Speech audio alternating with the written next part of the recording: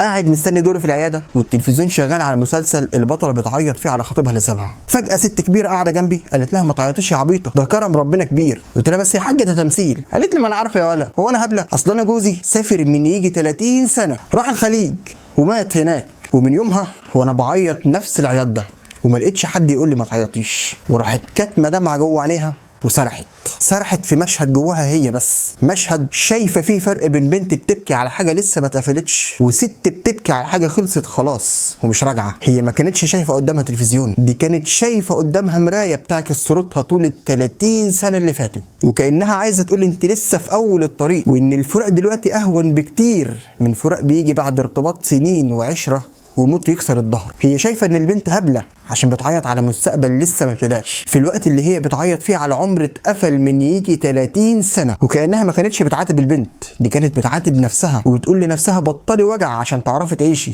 لكنها ما بطلتش. الست مش جايه تشتكي ولا حتى تشحت تعاطف، هي طلعت الوجع في لحظه صفا ورجعت قفلت على سرها تاني وسرحت في ملكوت ذكرياتها.